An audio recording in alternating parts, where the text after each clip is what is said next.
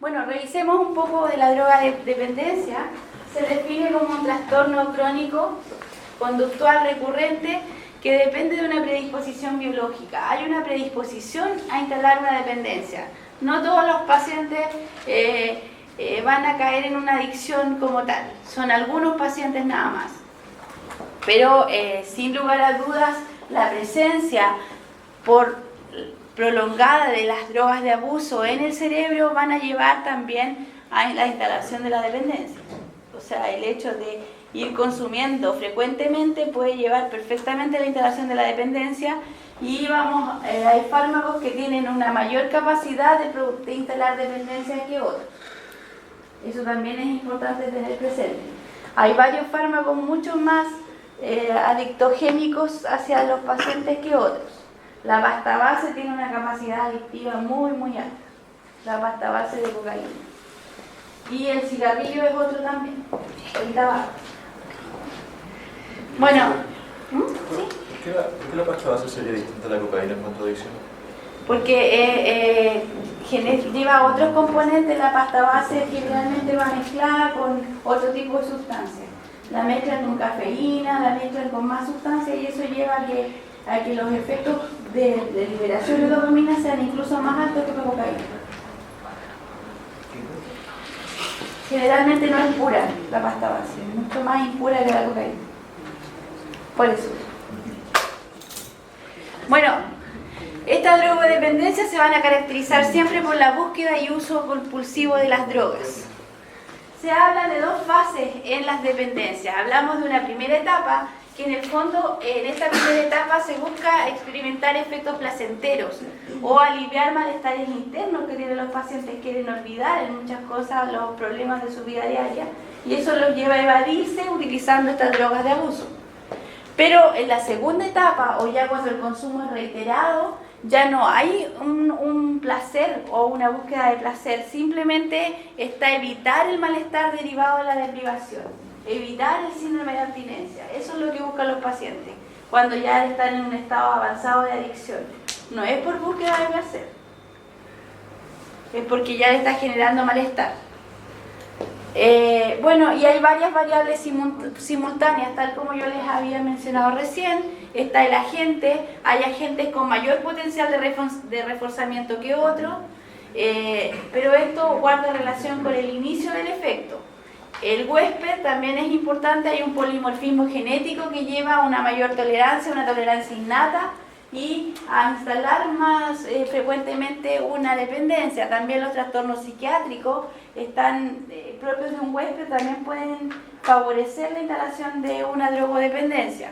El ambiente igual, las normas sociales, las modas, presiones de los compañeros de grupo, oportunidades o disponibilidad de la droga en sí puede generar también la instalación de la dependencia. Esto es, siempre se habla de variables múltiples que llevan a la instalación.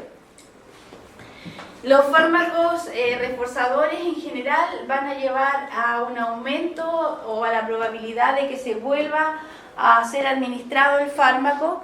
Estos fármacos reforzadores producen sensaciones placenteras y el paciente busca nuevamente sentir estos efectos placenteros, por eso es que lo vuelven a consumir y se vuelve a consumir hasta que ya se instala la dependencia. Tienen propiedades reforzadoras positivas, digámoslo así, son reforzadores. Pero también están los fármacos aversivos.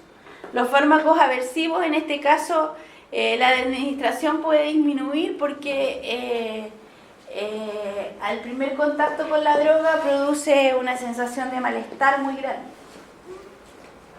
Entonces tenemos fármacos reforzadores con conductas positivas y otros con conductas más negativas o aversivas.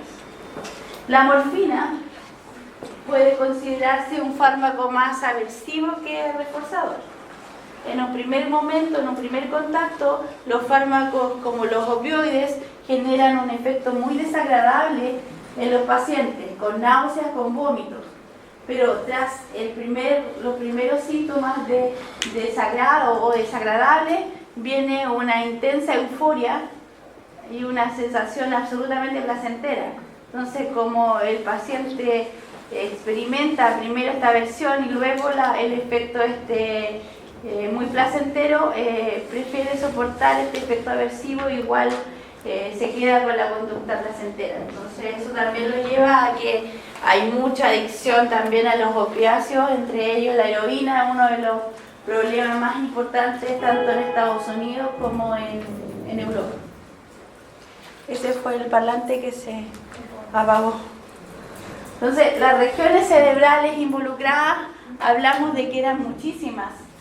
Ya lo dijo en el video, estaban los movimientos, están las sensaciones, está la visión, la coordinación, la memoria, el juicio como tal, y el área esta que está en naranja, y el puntero no me funciona nada para apuntar, pero es junto a la memoria hay esa área así como ovalada, ese es el área de reforzamiento. Y esa está, por supuesto, involucrada. Entonces, las drogas de abuso o los fármacos con actividad psicoactiva van a actuar sobre todas las regiones en general, pero el efecto que tienen sobre el área de reforzamiento es la que las hace la instalación de la dependencia. Bueno, entonces, generalmente con el PET se pueden ver cómo se activa o cómo qué zonas cerebrales están activadas. Aquí hay en general dos cerebros con las zonas activadas por el consumo de cocaína, y se puede ver las zonas cerebrales y ahí están marcadas la amígdala y el cíngulo anterior también como muy activo, que se ve en rojo. ¿Lo alcanzan a apreciar? La amígdala ahí y abajo el cíngulo. Entonces está demostrada la activación de distintas áreas cerebrales por el consumo de distintas sustancias adictivas.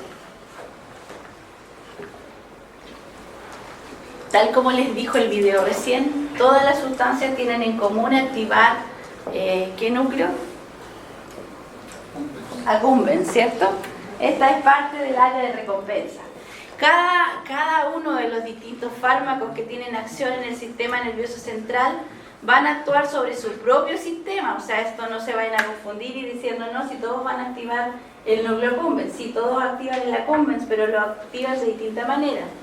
Los opioides van a actuar sobre el receptor opioide, el éxtasis va a actuar sobre el sistema dopaminérgico y serotoninérgico, las anfetaminas y cocaína sobre el sistema dopaminérgico, el alcohol en las membranas de las neuronas GABAérgicas, principalmente las interneuronas que hablaban ahí, que eran las que controlaban que no se libere tanta dopamina.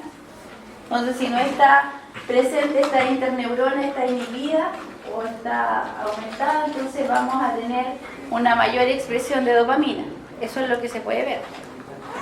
La nicotina va a actuar sobre receptores nicotínicos y la cannabis sobre el sistema cannabinoide. Entonces, pero todas tienen en común que luego activan este sistema de recompensa. Y esto se fue posible detectarlo porque se hicieron experimentos con ratitas, lamentablemente, donde a la ratita se le enseñó a estimular este núcleo de recompensa, porque se le colocó un electrodo directamente en el núcleo de recompensa que emitía una descarga eléctrica donde le liberaban la cantidad de dopamina producto de la descarga eléctrica. Se le enseñó a la ratita a hacer esto con la pata. Se le puede ver ahí que hay como una palanca, y la ratita lo empezó a hacer sola. Empezó a cargar con la pata para recibir descargas de dopamina.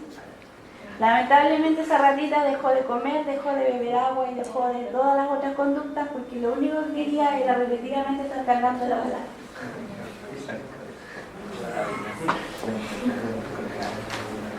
Entonces de esta manera se dieron cuenta de que esta área cerebral era la importante y era la que estaba relacionada con las dependencias. Se repitió el mismo experimento, pero ahora se le administró directamente una sustancia para activar este núcleo, generalmente dopamina, y se observó exactamente la misma conducta, ¿sí? Esta conducta compulsiva de los animales por seguir el consumo. Entonces, ¿cuál área estamos hablando? Esta área es la área del circuito de recompensa, que está asociada al núcleo accumbens, al área tegmental ventral y a la corteza prefrontal. Por eso es que se le denomina mesocórtico límbico. Era un nombre un poco extenso, pero es así. Porque relaciona la corteza prefrontal. Las neuronas van desde el núcleo accumbens hacia la corteza prefrontal y hacia el área tegmental ventral.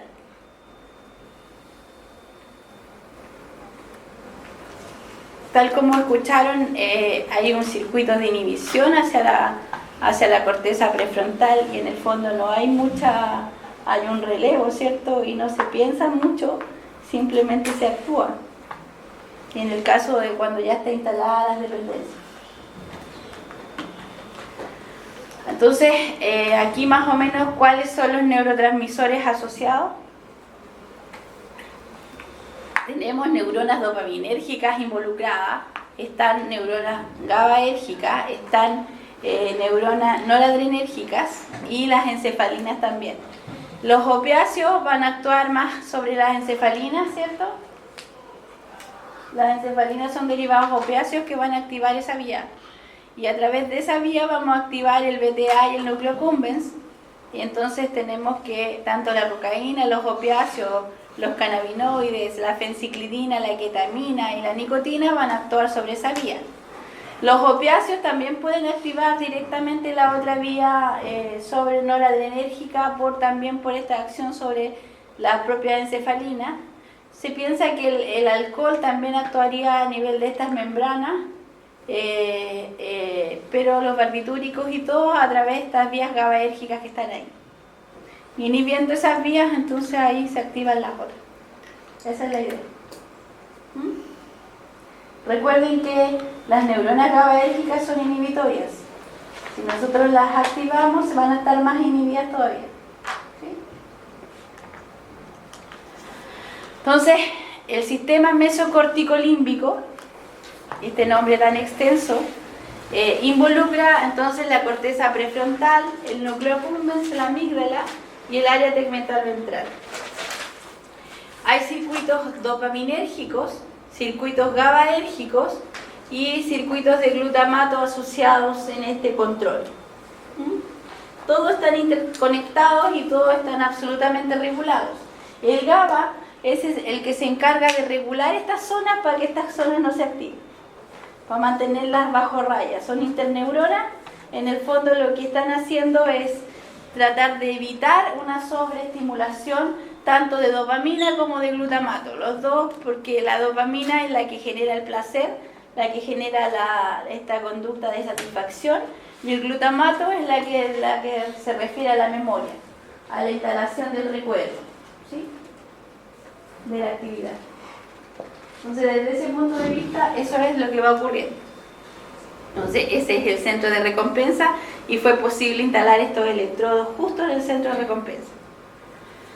Entonces, esta vía dopaminérgica de mesolímbica es la del centro de recompensa, tal como ya les había mencionado. Este sistema dopaminérgico se interconecta con los demás sistemas, o sea, el sistema dopaminérgico va por la vía mesolímbica con el área tegmental ventral, el núcleo accumbens y corteza prefrontal, pero también se interconecta con la vía nigroestriatal, con la sustancia nigra y el estriado, la vía mesocortical con el BTA, el cíngulo y la corteza prefrontal, y la vía tubérulo infundibular, que es el arcuado con el hipotálamo. O sea, hay una interconexión completa en el cerebro. Las vías no están de forma aislada, sino que se interconectan entre ellas. Entonces, la acción no es tan solo en una parte, sino que se expande hacia todo el cerebro. Por eso es que es posible tan alta la vía. Por supuesto que la vía mesolímbica es la más importante para la instalación de la dependencia, como tal. Esta diapo me gusta harto porque involucra más o menos todos los procesos que pueden ir.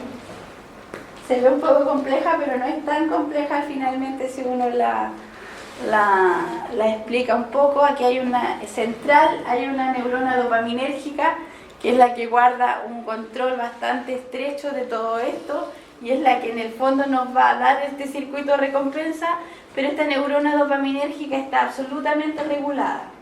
Es una neurona dopaminérgica que está regulada por glutamato, que en el fondo el glutamato lo que va a hacer es mejorar la interconectividad, va a establecer que esta sinapsis permanezca en el tiempo.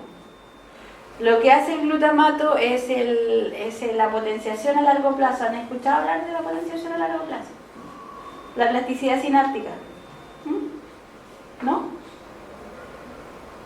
La sinapsis glutamatérgica lo que hace es activar la liberación de glutamato, y esta liberación de glutamato va a activar además en la periferia la presencia de óxido nítrico.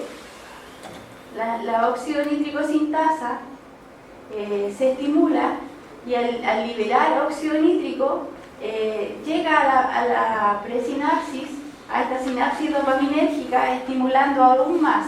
Entonces genera una actividad mucho más marcada, glutamatérgica, que es y este es el circuito de memoria. ¿Se explicó un poquito mejor, no? No le expliqué muy bien. ¿Es como una alimentación positiva? Es una retroalimentación positiva. Por la presencia de glutamato se activa la sintasa de óxido nítrico. Y la sintasa de óxido nítrico, al liberar óxido nítrico, que por ser una molécula tan pequeña difunde a la presinapsis, llega a la presinapsis, y en la presinapsis vuelve a estimular mucho más la vía glutamatérgica. Entonces se libera más glutamato. Y con esa mayor liberación de glutamato, lo que se hace es activar vías de transducción de señales que llegan al núcleo y que generan distintos mediadores que en el fondo son los que instalan la nueva interconexión sináptica. Porque hay la generación de proteínas. Ahí se entendió un poquito más, ¿sí? Entonces esta neurona dopaminérgica está súper controlada. Tiene receptores opioides que la controlan, tanto receptores kappa como mu, que son los más importantes. Los receptores dopaminérgicos son distintos tipos, pero los kappa y los mu son bastante importantes. Los sigma también. Los receptores sigma de los opioides son los asociados a algunas alucinaciones que se puedan presentar. Están las neuronas GABAérgicas, neuronas de encefalinas. Hay receptores GABAérgicos que controlan. Entonces, en el fondo tenemos el circuito de recompensa, con reward es recompensa, y tenemos el circuito de feedback, que viene siendo GABAérgico. Entonces la idea es siempre mantener a raya esta neurona dopaminérgica, que no se escape. Es decir, nosotros necesitamos el estímulo reforzador, porque si a nosotros no nos produce mucha alegría comer, probablemente no lo repetiríamos. Entonces los circuitos de recompensa son fisiológicos. Eso que les quede súper claro. O sea, los circuitos de recompensa no están ahí para producir los problemas de las drogas de abuso.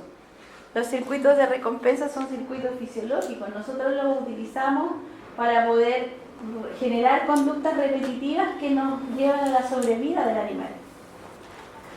Y nosotros también somos animales todavía.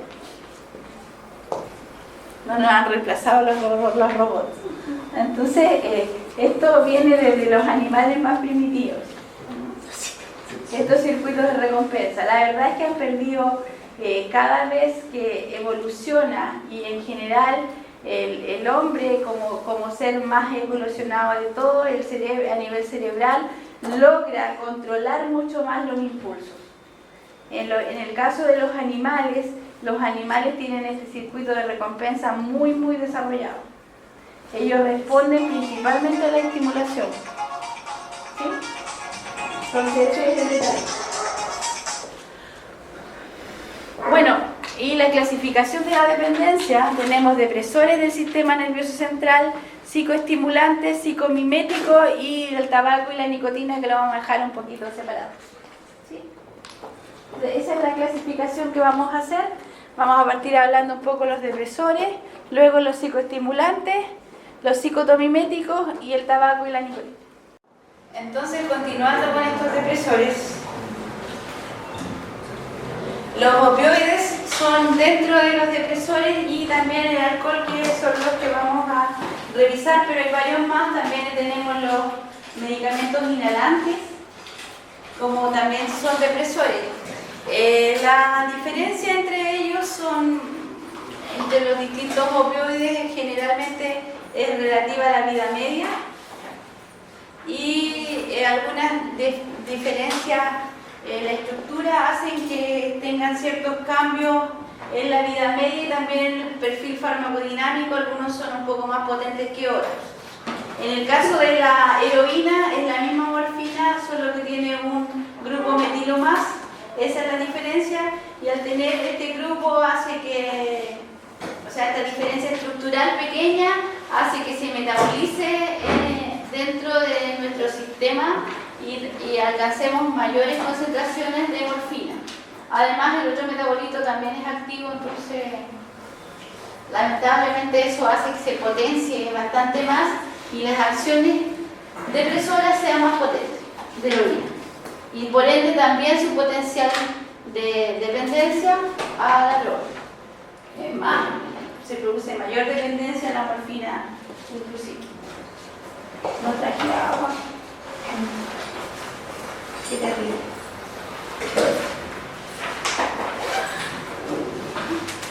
Se me olvidó el agua.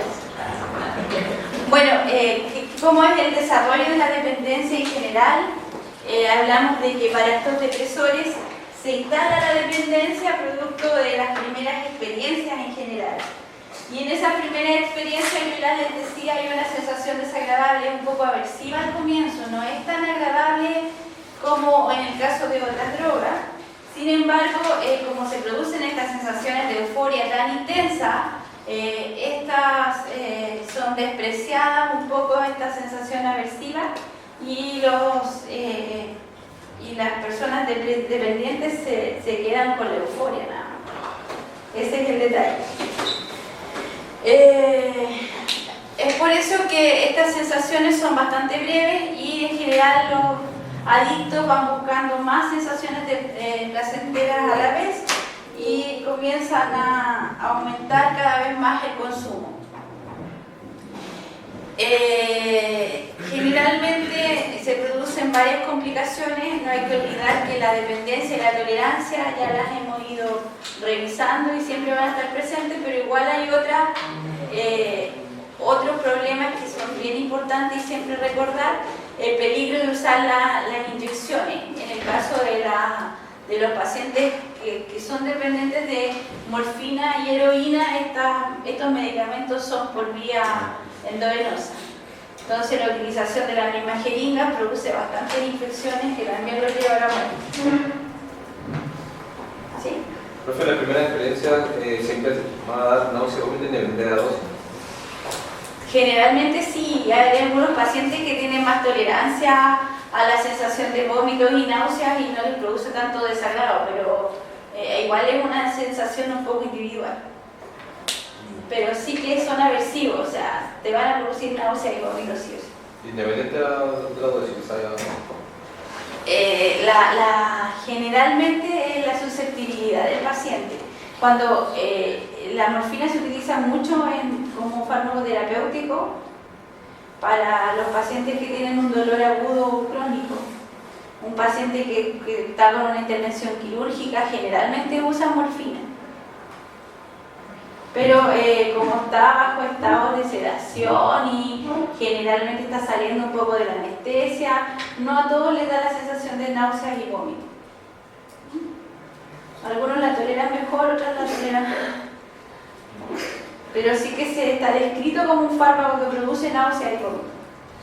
Pero estas sensaciones son individuales, entonces no es que a todos los pacientes les vaya a producir la náusea y los vómitos. Si no, lo usarían menos. Si fuera una regla que a todos se les produce, sería mucho menos frecuente el uso. ¿Sí? Profesora, ¿puede pasar que estaba en el área médica? Pasa. Bueno, ¿cuál es el mecanismo de los opioides? Los opioides actúan en el mismo sistema que ya hemos ido diciendo, este mesocórtico límbico, en el área mesolímbica en general, el centro de recompensa, porque inhiben la recaptación de GABA en el BTA. Eso es en el fondo el mecanismo de acción directo que tiene. Ustedes me dirán, pero los opiáceos van a activar sus propios receptores, por supuesto. Los receptores opioides de tipo mu, de tipo delta, de tipo sigma, son los receptores activados. Pero en una vía indirecta van a controlar el GABA. Entonces, ¿cómo genera la dependencia? Es en este caso inhibiendo la liberación de GABA en el BTA. ¿Sí? Pero por una vía indirecta, ¿se entiende? No es que directamente actúen sobre el GABA. No son opioides, actúan sobre los receptores opioides. ¿Sí? No se confundan con eso, por favor tengan cuidado, porque uno tiende a pensar de que lo que nosotros estamos viendo acá es como se instala la dependencia. Por eso es que hablamos de que inhibe el GABA en esta región del BTA, y por eso es que actúa en el mesocórtico límbico. Entonces, lo que se produce es la desinhibición de las neuronas dopaminérgicas, y si están desinhibidas, hablamos de altos niveles de dopamina, y por ende es la euforia, el placer y la sensación agradable que hace que se instale la dependencia en sí. Recuerden que la memoria de la dependencia se produce por glutamato. Entonces se activan las dos vías en el fondo, la dopaminérgica y la glutamatérgica. Más o menos la distribución de los opiáceos a nivel cerebral es bastante amplia. Siempre recordaré. Alcanzan distintas regiones cerebrales. El alcohol. Rápidamente vamos a ir revisándolo todo. El alcohol, bueno, la prevalencia de alcohol, esa digamos es bastante vieja, pero se mantiene igual los niveles, o sea, no han disminuido el consumo de alcohol, cada año crece más, pareciera. O se va manteniendo, y sobre todo lo más preocupante y lo más dañino es que el inicio del consumo de alcohol está cada vez más bajo. Y la verdad es que los niños no deberían beber nada porque daña mucho más el cerebro que en un adulto. El consumo de bajas cantidades de alcohol va a dañar el cerebro definitivamente. Entonces esto no es algo que tenga mucha conciencia la sociedad. La dependencia al alcohol es una enfermedad bastante más compleja de lo que todos piensan, porque se habla de que son distintos elementos que intervienen mucho en la dependencia al alcohol especialmente. Hablamos que hay factores de tipo genético, que hay factores psicológicos, que hay factores de un entorno cultural asociado, que hay factores económicos también asociados, factores familiares y profesionales. El único tratamiento que se ha visto que es efectivo para el tratamiento, para sacar a un paciente que tiene una dependencia al alcohol, es el tratamiento biopsicosocial. ¿A qué se habla con un tratamiento biopsicosocial? Que es un tratamiento múltiple, que no puede ser un tratamiento farmacológico por separado porque no sirve. Es tan compleja la dependencia al alcohol que no va a servir solamente un tratamiento desintoxicante farmacológico. Tiene que ser unido a todo un tratamiento, a todo un proceso en el paciente que lo pueda sacar. Y se ha intentado un montón de fármacos para evitar tanto la recaída como evitar la dependencia o la necesidad del alcohol del paciente. Unas un poco más efectivas que otras, es bastante discutible. Desde el punto de vista neuroquímico, la dependencia al alcohol es bastante compleja, porque el alcohol tiene un mecanismo de acción que es claro, o sea, hablamos de que tiene un efecto sobre el sistema GABA, y este efecto va a ser una interacción con el receptor GABA principalmente, facilitando la transmisión GABAérgica. Eso ya está establecido y eso ya lo podemos saber, y hablamos de efectos sedantes y ansiolíticos, pero no solo actúa sobre el GABA, ese es el mayor problema del alcohol. Actúa sobre múltiples sistemas neuronales. Entre ellos se sabe que actúa sobre el sistema dopaminérgico, aumentando la dopamina en el mesocórtico límbico, y por eso es que tiene este efecto reforzador. Actúa sobre el sistema serotoninérgico, produciendo una neuroadaptación y una aversión. La verdad es que los pacientes alcohólicos no beben alcohol, los que tienen la dependencia, porque buscan efectos placenteros. Los pacientes alcohólicos lo único que buscan es no sentir los signos de la deprivación, nada más. Eso está clarísimo. En el alcohol es más evidente que en otros fármacos, en otras drogas de abuso. Es como un clásico en el alcohol.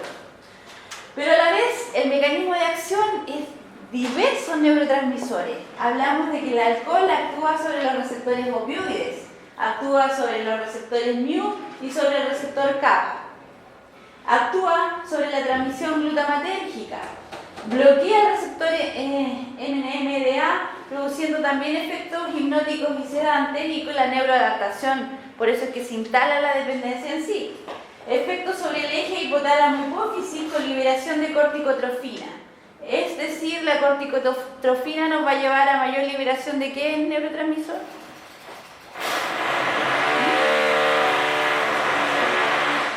Cortisol. Exacto. El cortisol nos lleva a adrenalina, ¿cierto?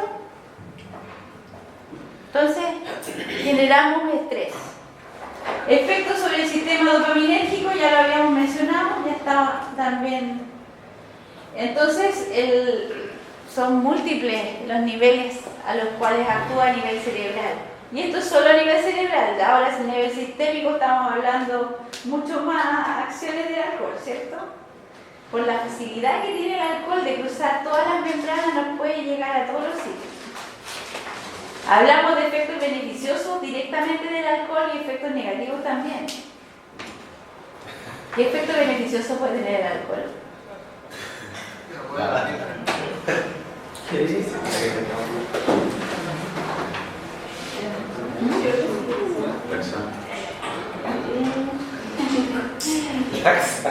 Laxante, bueno, no tanto así. Pero ¿qué efecto beneficioso creen ustedes que tiene el alcohol?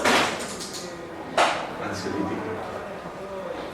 Un efecto ansiolítico a nivel cerebral y ya más a nivel macro de todo el... ¿Pero desde el punto de vista social o el macro? No, al nivel que ustedes piensen, pues si no, nadie lo tomaría, nadie tomaría alcohol, pues. Pero yo creo que todos toman alcohol por algo, ¿no? ¿Qué efectos beneficiosos puede tener? ¿Ah? Efecto diurético. El alcohol no tiene un efecto tan diurético. Depende de las bebidas alcohólicas que bebas. En la cerveza tiene un efecto importante, pero colateral. Es porque está hecho con el lúpulo, es porque está acompañado a cebada y eso tiene el efecto diurético, pero no el alcohol en sí. El alcohol, ¿qué efectos beneficiosos puede tener? Antiinfeccioso, por ejemplo. Ustedes no se limpian las heridas con alcohol. Pueden barrer los niveles bacterianos, pero como un barrido, ¿cierto? Como un efecto, no un efecto antibacteriano propiamente tal, sino que un efecto más antiséptico, ¿cierto? De limpieza como barrido. La carga bacteriana en el fondo que está en el lumen podría barrerse, ¿no? Pero No, generalmente se utiliza porque se bajan los niveles de ansiedad. Esa es más o menos como un efecto ansiolítico, es el más buscado. Pero siempre hay que tener presente de que la dosis hace al tóxico, entonces no hay que excederse tampoco. Los mayores problemas son el exceso. Pero hay diversos grupos de investigación que están investigando y hay un grupo de investigación que yo me enteré en Estados Unidos que está investigando directamente efectos beneficiosos cardiovasculares del consumo de alcohol. La investigación toma mucho. ¿Del consumo de alcohol o de vino? No, alcohol. O sea que el alcohol per se produce estos efectos beneficiosos y no asociados a los flavonoides o a los otros antioxidantes que tiene el vino y otros componentes, sino que directamente efectos cardiovasculares beneficiosos producto del alcohol.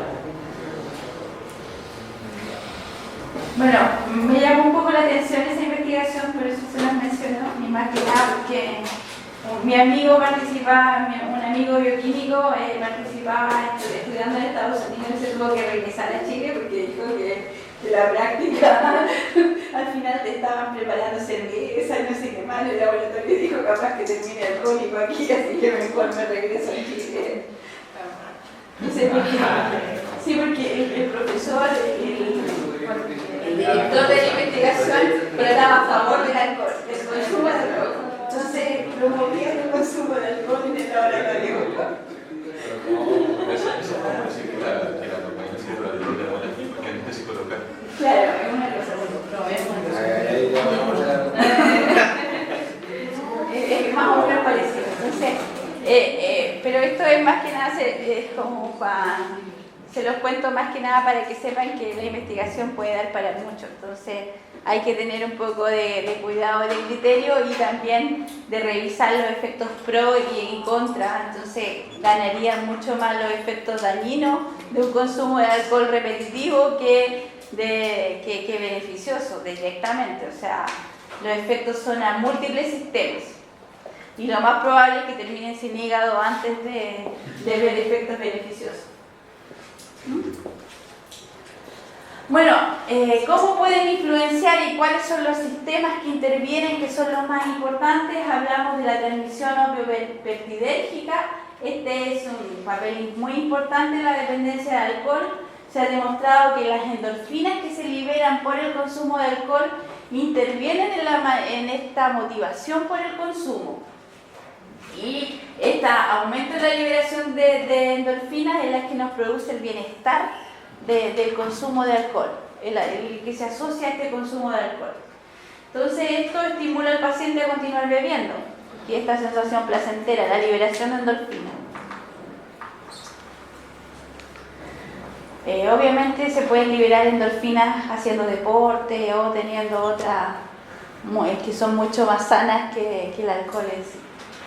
El alcohol y la dopamina es la sensación persistente, esta de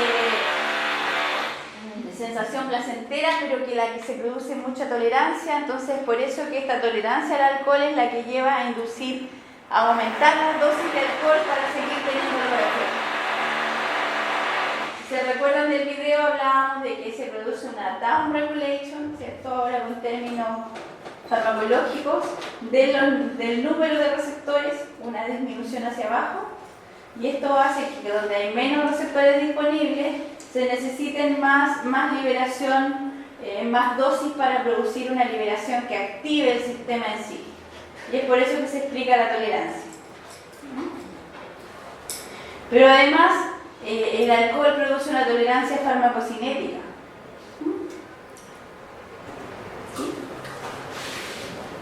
¿Han escuchado hablar de la tolerancia farmacocinética? ¿A qué se puede referir?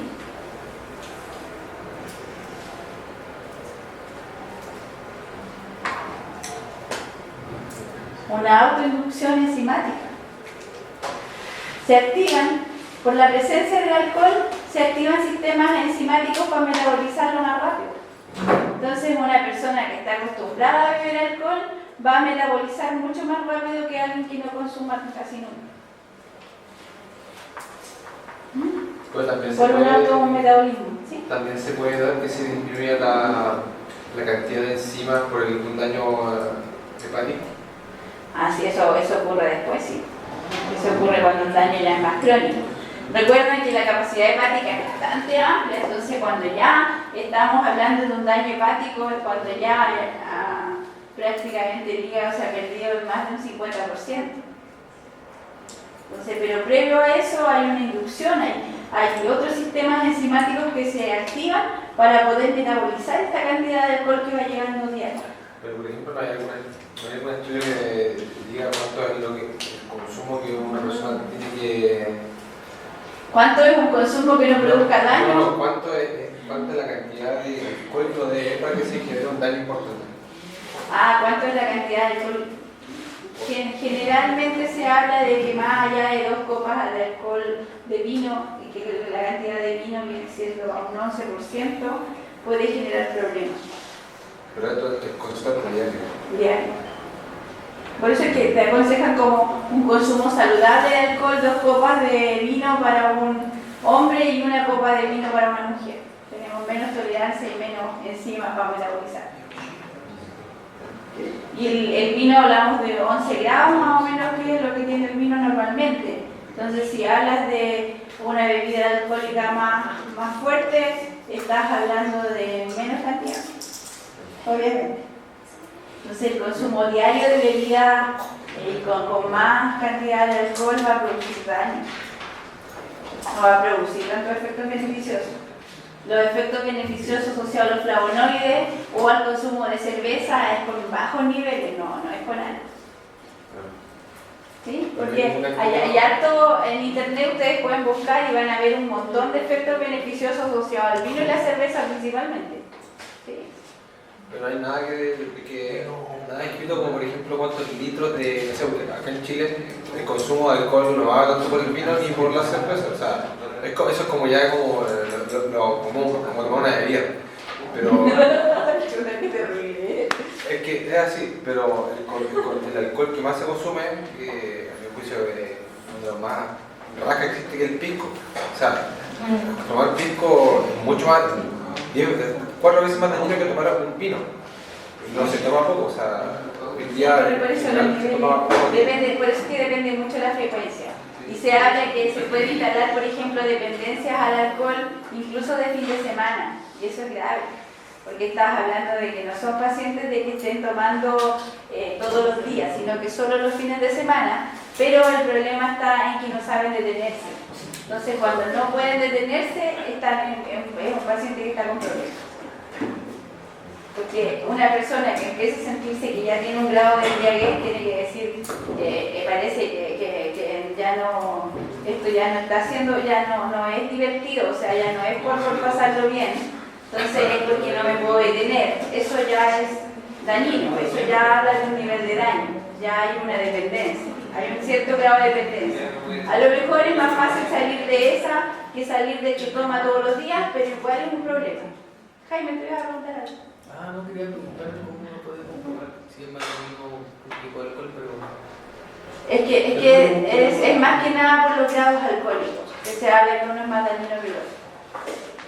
Es porque la concentración es más alta y alcanzan más niveles plasmáticos, más altos nada más. No se guarda mucha relación con los niveles plasmáticos, nada más.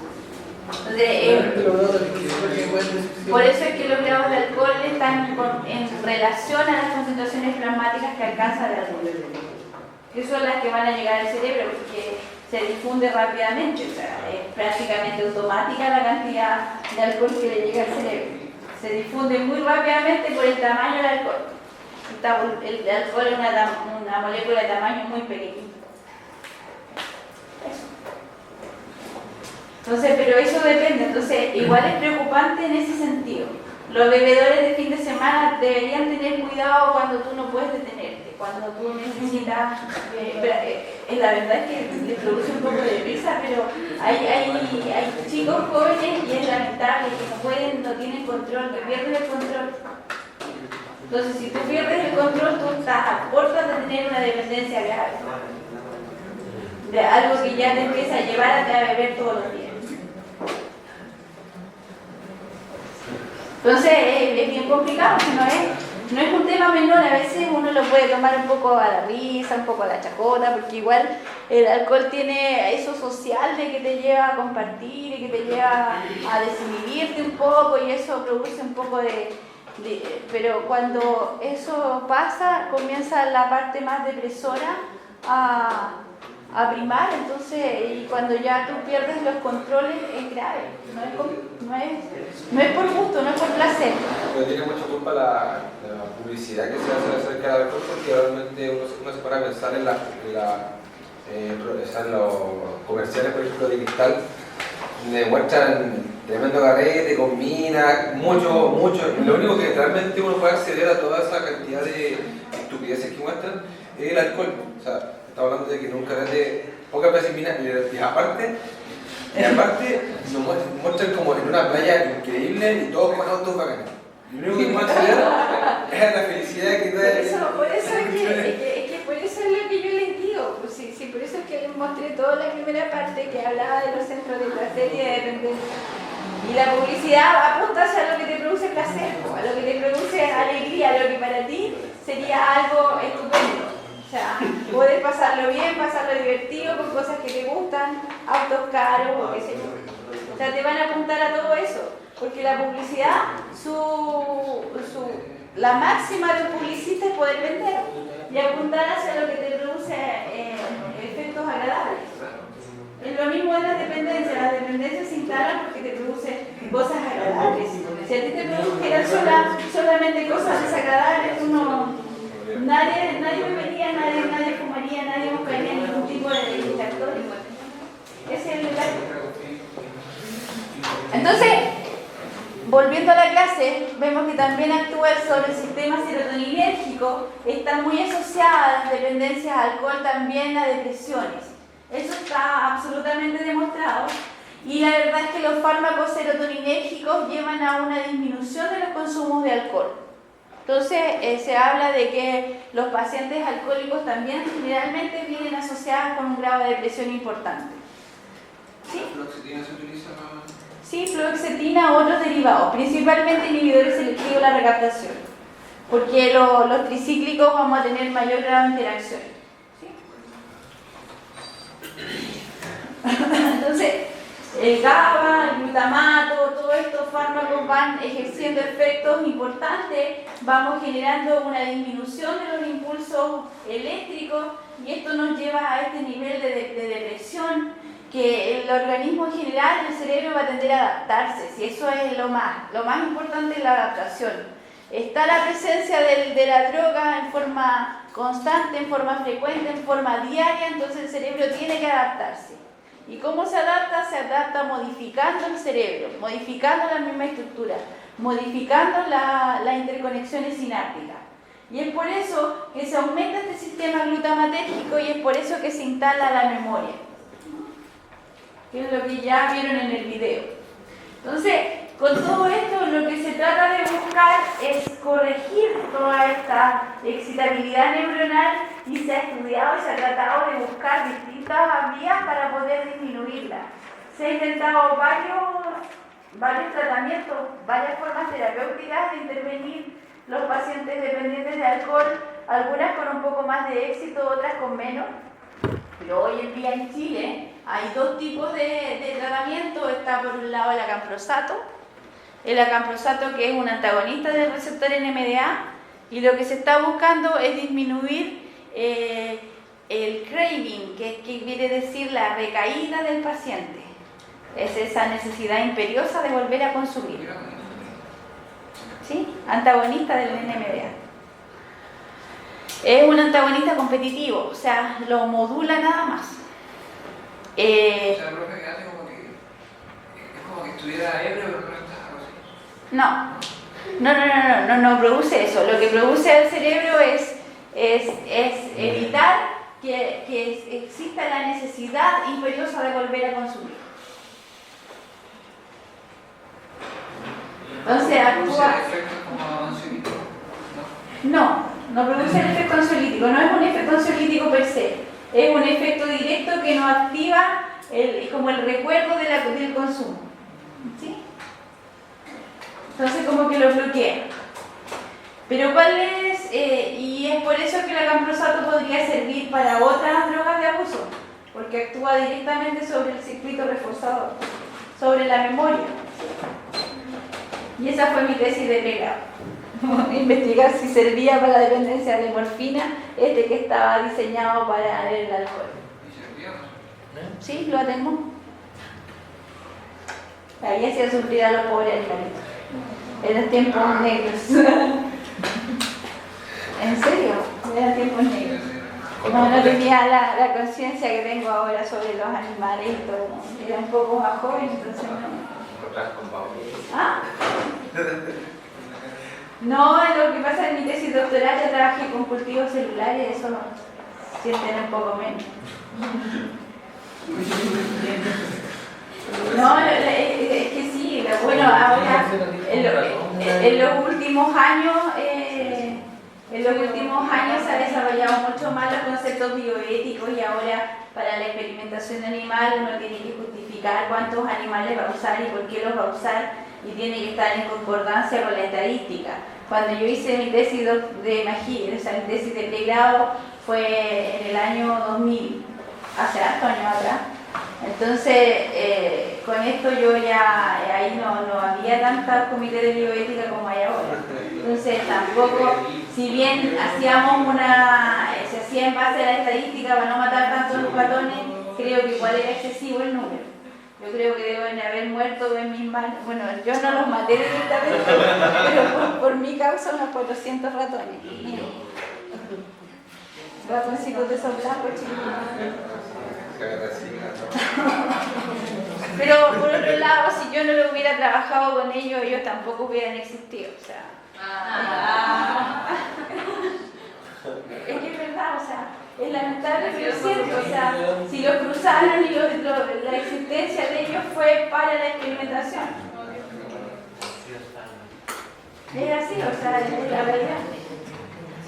Pero bueno, esos fueron otros tiempos. Ya volviendo a la clase. Entonces, se han ensayado estas distintas vías. Entonces, el fármaco NMDA, acamprosato, al ser un antagonista competitivo, entonces modula este recuerdo que lleva a ese evento. Se dice craving, en el sentido de que es una necesidad imperiosa, necesito consumir. O sea, eso es más que nada. Entonces, eso se vio en el alcohol. Y yo lo probé en morfina y también da resultados. Entonces, actúa principalmente en este circuito reforzador. El otro fármaco que está súper difundido en Chile, sobre todo es el tratamiento principal, es el disulfiram o antabus. El antabus o disulfiram, ¿lo han escuchado mencionar? El chino río le pusieron un pellet, la otra vez salió harto en la televisión. Que lo colocan en la forma de depósito, pero el antabus generalmente viene comprimido y se lo tienen que tomar todos los días. Y lo que hace es una intolerancia al alcohol. Entonces, en el fondo, ¿cuál es el efecto farmacológico? Inhibe la enzima que metaboliza la última parte de dentro del metabolismo del alcohol. Entonces, se comienza a generar una parte de tóxico, de este metabolismo tóxico del alcohol, que es un metabolito que produce toxicidad. Y esa toxicidad que se produce es la náusea, los vómitos y el malestar que asociado al alcohol. Entonces, al tener este antabus en el sistema, rápidamente aparece esta sensación desagradable. Entonces el paciente deja de beber porque le da náusea, le da vómito, ya no se siente nada bien. Entonces se estimula, se produce un efecto aversivo. ¿Sí? No genera dependencia. ¿Qué cosa? Los fármacos para el clínico. No instalan dependencia. Porque son moduladores, son más baja la afinidad por el receptor. Por eso. Pero en el caso del antabus, el antabus produce aversión, o sea, directamente, entonces tampoco te dan ganas de consumir alcohol. El problema con el antabus es que ni siquiera pueden usar perfume. Porque los perfumes son en base a alcohol. Pero ¿cómo funciona ese cosa de planta? No sé. El disulfiram. Disulfiram. ¿Sí? El disulfiram dijo entonces que inhibe una enzima. Sí, inhibe una enzima. ¿Hace cuánto está disponible el disulfiram? ¿Ah? ¿Hace cuánto que está disponible el Hace muchos años, por lo menos 20 años. Pero no está ampliamente utilizado, ¿no? Sí, se usa mucho. Es uno de los principales tratamientos. Es uno de los principales tratamientos. El problema es que lo abandonan rápidamente porque si se sienten tan mal con pequeñas cantidades de alcohol, ustedes comprenderán que dejo de tomar el medicamento nada más. Por eso es que se ha intentado hacerlo en pellet o en otras suspensiones de depósito, cosa de que el paciente no tenga que estarlo administrando él todos los días.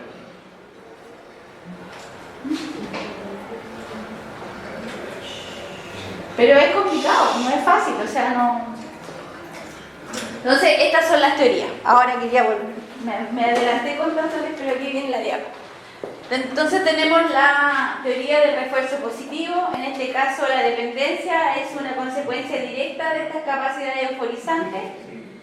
Entonces el tratamiento se basa en evitar este esfuerzo placentero y esos son los fármacos antidisotrópicos y entre ellos el disulfiram, el más importante, el que yo les acabo de mencionar.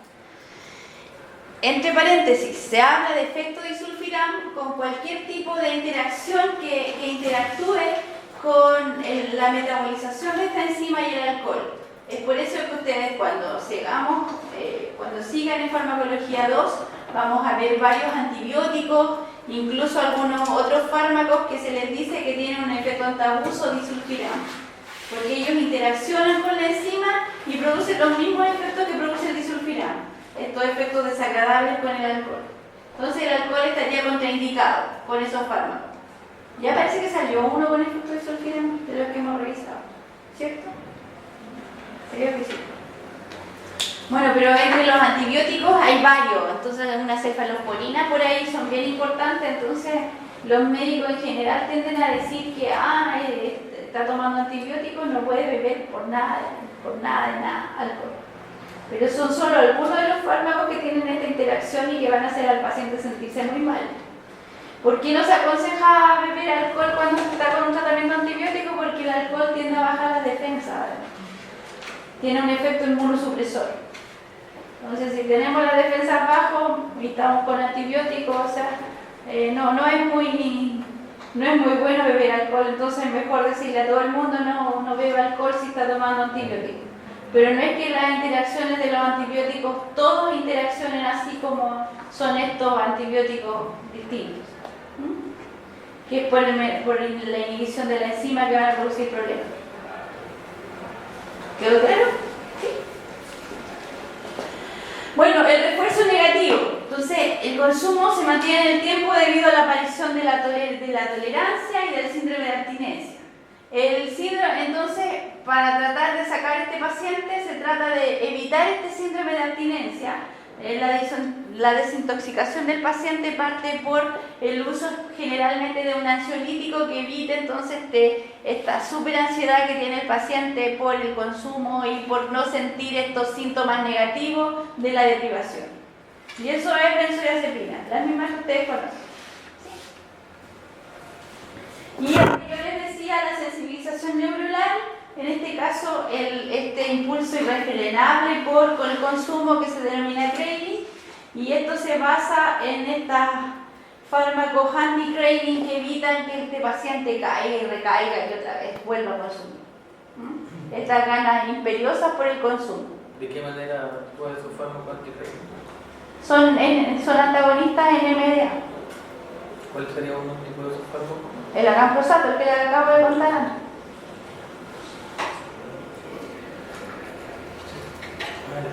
Eso en realidad más o menos los mecanismos, se los voy a pasar más como mecanismos que nada, porque ver directamente cada uno de los fármacos y todo, vamos perdiendo un poco los objetivos. A mí me interesa mucho más los mecanismos de cómo se instala la dependencia en este caso, porque van a volver a ver las dependencias en toxicología.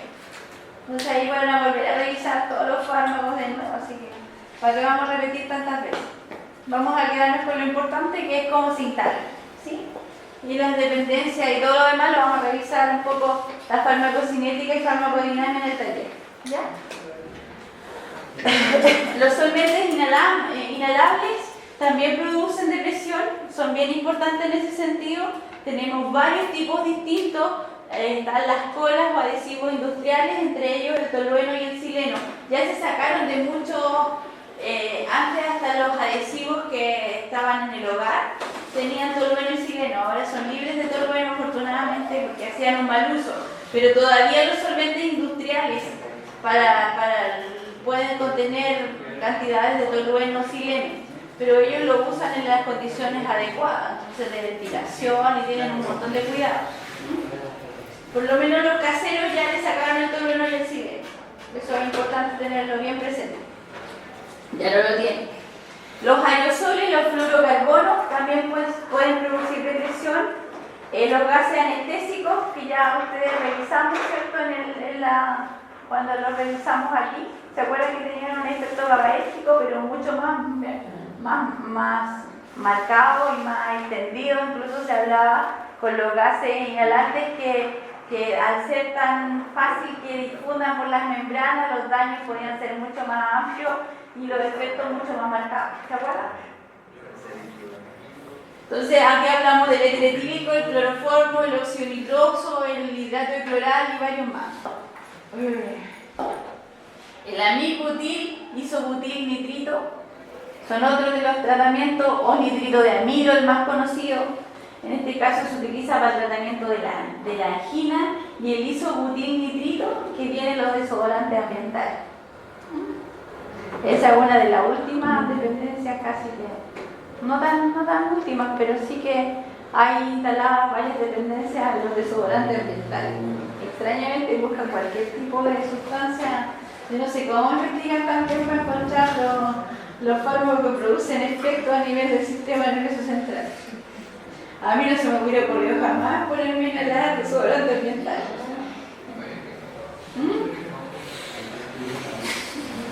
No sé si por internet difunden ese tipo de... supongo. La divisa de Chile. Pero de Chile no sé, a nivel mundial. Pero de verdad que yo no sé cómo lo hacen para encontrar distintos fármacos que tienen tanto potencial. Pero creo que hay más por una decisión química, ¿no? Sí, no creo que sea algo selectivo, no creo que tengan idea que están absorbiendo nitritos, pero creo que siempre nos juntan con una persona y vieron que producía algo de euforia, acercarse un poco, no lo sé cómo lo hicieron. Bueno, veamos un poco el mecanismo de acción de todos estos depresores. Estos gases inhalantes tienen una alteración de las características de las membranas. En el fondo alteran los impulsos eléctricos de los componentes. Se habla que actúan sobre los canales de cloruro, especialmente el GABA, ¿cierto? Este canal GABA, a través de esta captación de cloruro. Y eso produce la inhibición de la actividad neuronal en el sistema nervioso central. Pero es mucho más amplia la acción. Eso hay que quedar bien claro. En el fondo también producen un poco de destrucción de la membrana, porque como difunden tan rápidamente, alteran las membranas en general. Son gases, se distribuyen súper rápido. Y ese es el daño que produce. Ahora, viendo un poquito de los psicoestimulantes, nos vamos a cambiar de tema.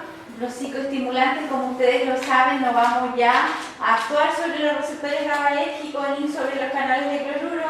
En este caso vamos a actuar directamente sobre qué receptor.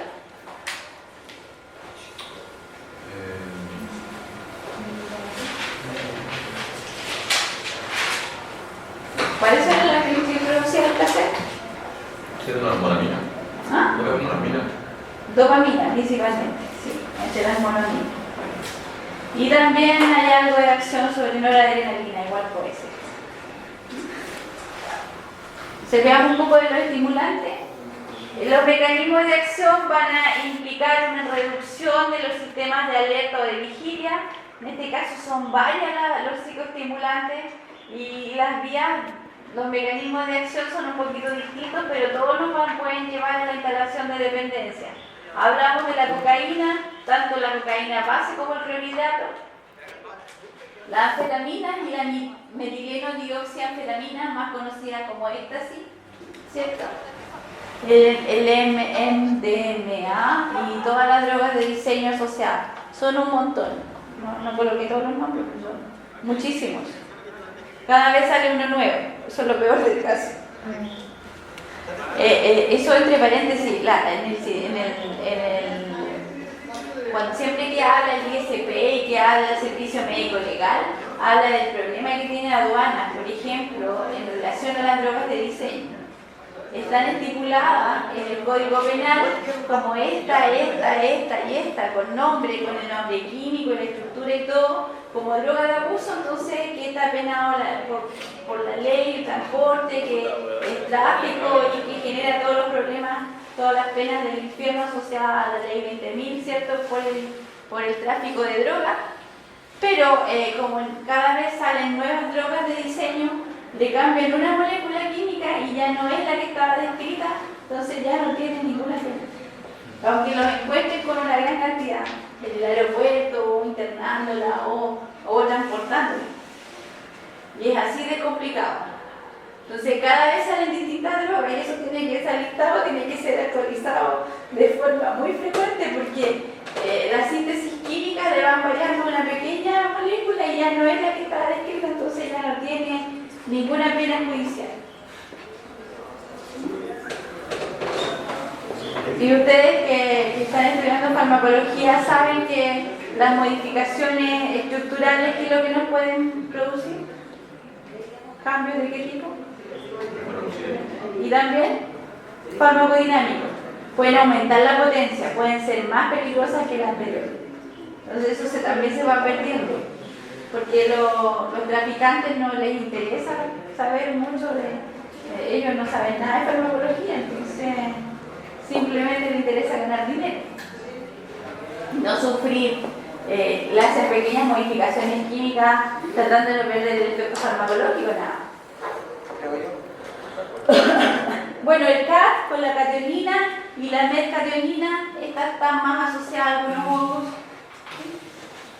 a algunos hongos que producen efectos euforizantes. Las metilenzantinas, en este caso tenemos muchas, de consumo diario, no penado por la ley ni nada, tienen un efecto psicoestimulante muy bajo en todo caso, como es la cafeína del café, la teofilina, que es un medicamento que se utiliza mucho se utilizó mucho en el pasado, fue el principal tratamiento antiasmático. En la actualidad hay mejores fármacos que antes, pero se utilizó mucho para el tratamiento del asma. Y la teobromina, que es uno de los componentes del té. El té rojo, el té negro, tienen una gran cantidad de cafeína y teobromina, y la gente piensa que son súper sanos. No sé, es más sano beberme un té que un café. Está por ahí, ¿no? El té verde tiene menos cantidades de teína y cafeína y teobromina. Bueno, veamos un poco de la estructura y de cómo interactúa todo esto. Las anfetaminas, las dextroanfetaminas, la metanfetamina, el metilfenidato en general, el metilfenidato, a todo esto ustedes saben para cuál es el uso como medicamento, ¿no?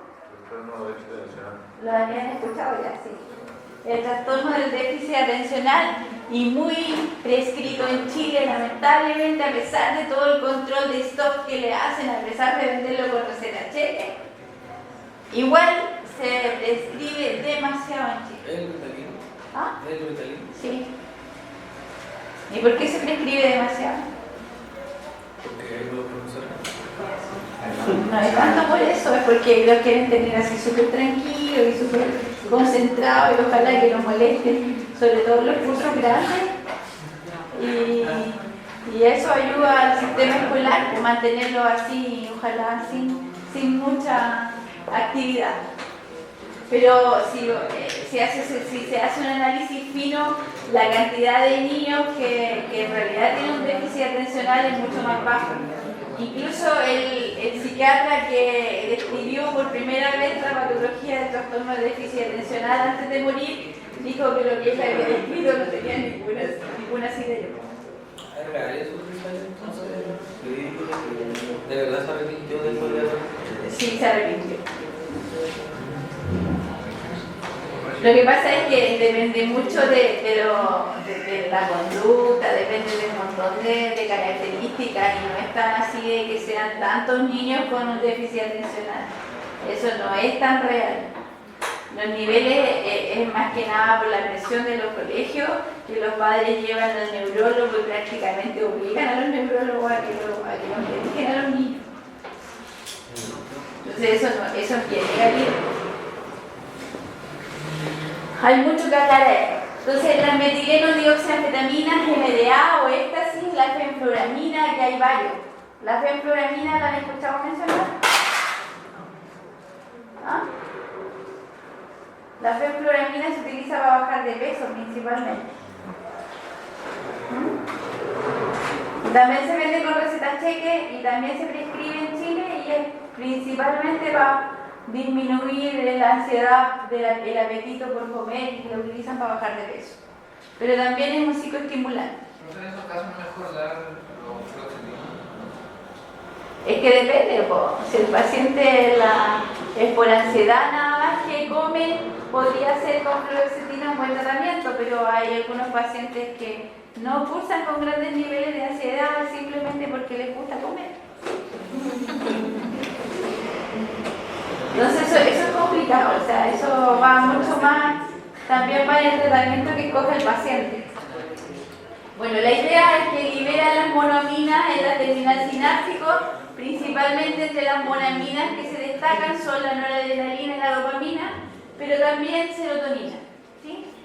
Son esas tres enzimas, esas tres neurotransmisores los que más liberados están en el espacio sináptico. Las anfetaminas, como su nombre lo dice, son varios tipos o varios fármacos que llevan en su nombre o en su estructura anfetamina. Están las metanfetaminas y otras variantes también, que son un poco parecidas y que actúan de forma similar. Las anfetaminas inhiben la recaptación de catecolaminas, dopamina, noradrenalina y serotonina, penetrando en la terminal sináptica y provocando la liberación además de las vesículas. Por eso es que es mucho más potente que incluso que cocaína y que otros psicoestimulantes. Porque además de bloquear la recaptación, liberan una mayor cantidad de vesículas porque son capaces de cruzar la membrana. Entonces tienen una acción mucho más potente. Activa tanto los receptores pre y postsinápticos. Entonces vamos a activar las vías mesolímbicas y mesocorticales. La mesocórtico-límbico es más fácil de recordar. Los efectos farmacológicos principales que se pueden encontrar son la estimulación locomotriz, la euforia, la excitación, la conducta estereotipada, la anorexia. Principalmente algunos se puede destacar más, producen más anorexia que otros, entre ellos la fenfluramina está bastante más descrito. Y esto es por el aumento en la liberación de niveles de serotonina además, asociados a los de dopamina y noradrenalina. Algunos efectos secundarios que son bien importantes en el caso de las anfetaminas son la elevación de la presión arterial y la inhibición de la motilidad gastrointestinal. Y aquí me voy a detener otro segundo, esta clase se va a alargar para la próxima. La inhibición de la motilidad gastrointestinal puede ser algo importante, pero no es tanto en relación a la elevación de la presión arterial. Ustedes han escuchado hablar de que la elevación de la presión arterial puede producir problemas cardiovasculares principalmente, y uno siempre asocia a daño cardiovascular. Pero no es el único daño que puede producir la elevación de la presión arterial. La elevación de la presión arterial intracraniana no puede producir derrames cerebrovasculares. Y los derrames cerebrovasculares, los accidentes cerebrovasculares, son una de las principales causas de fallecimiento por psicoestimulantes en los pacientes jóvenes. Entonces eso que es bien importante de destacar. Todos tenemos microneurismas cerebrales, eso es normal. Los microneurismas son, como son venas, como son arterias, estas son como cañerías, ¿cierto? Si uno lo imagina así, y son pequeños detalles, pequeños puntos donde la membrana es más flexible o está más suelta. Entonces si se aumenta la presión, esto va a reventar. Y uno está expuesto a que eso se produzca, y eso es natural. Naturalmente, fisiológicamente, nosotros tenemos microneurismas. Y las elevaciones intracerebrales de la presión nos pueden destruir esos microneurismas, produciendo estos derrames que nos pueden llevar a la muerte. Entonces, en pacientes jóvenes, una de las principales causas de muerte por psicoestimulantes es por ese efecto adverso, por elevación de la presión intracerebral. Profe, hay un estudio que demuestra que hasta hace un tiempo radio le digo que hay un experimento en los cartones de Zurich del uso de estos psicoestimulantes como potenciadores cognitivos. Entonces, lo importante acá es que este experimento se hizo en época de no prueba.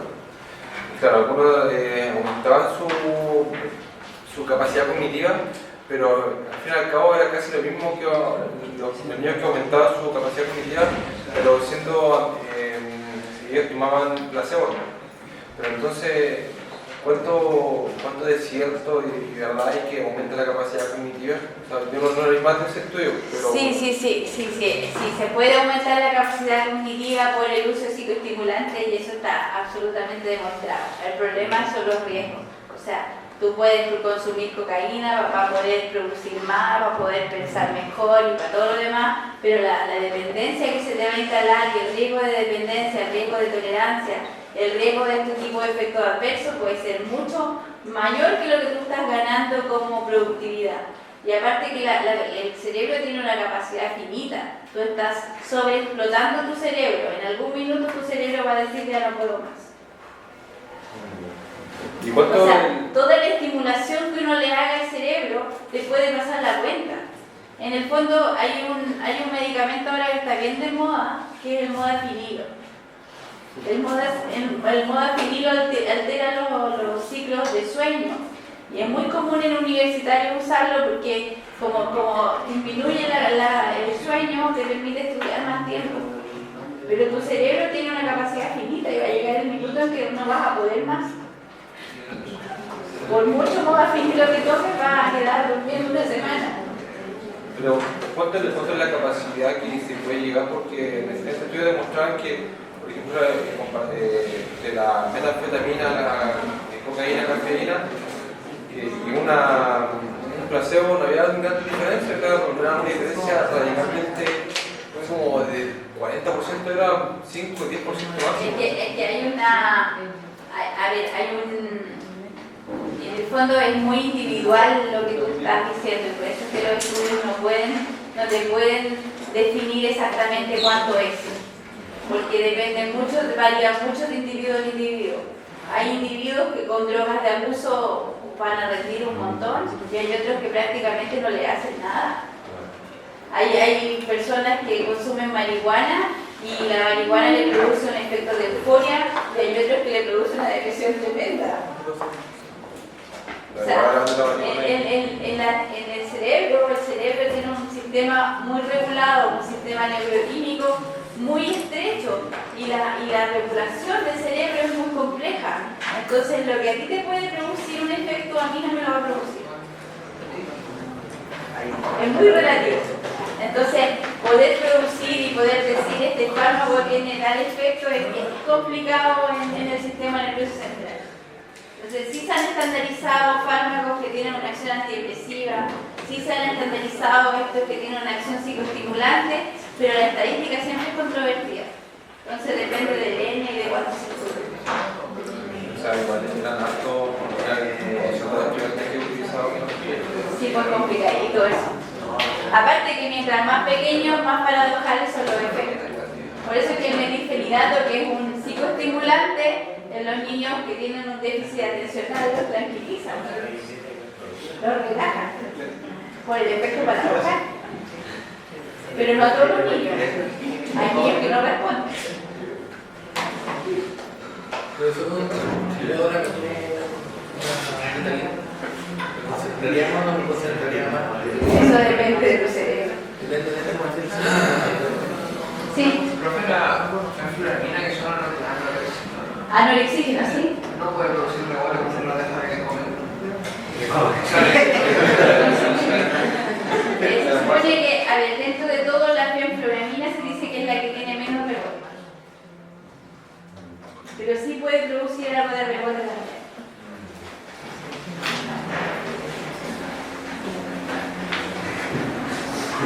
Pero sí está asociada a los efectos de que cuando se termina el consumo del medicamento se revierte todo lo que se comenzó y se ganan todos los kilos por la disminución o por la inhibición del apetito que hubo en ese momento. Y eso está asociado. Sí,